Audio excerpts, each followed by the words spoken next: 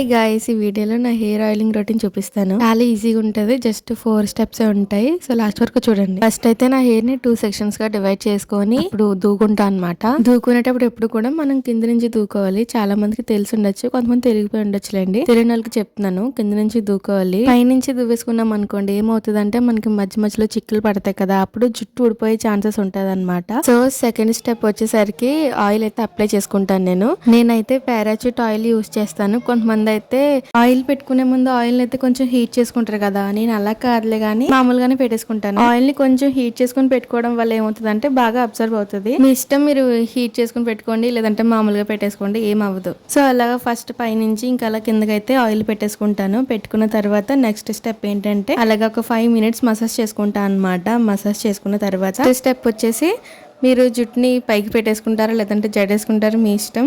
నేనైతే ఇలా పైకి పెట్టేసుకున్నాను. నేనైతే ఇలాగ వీక్లీ 2 పెట్టుకుంటాను. మరి మీరు ఎలా పెట్టుకుంటారో కమెంట్ చేయండి.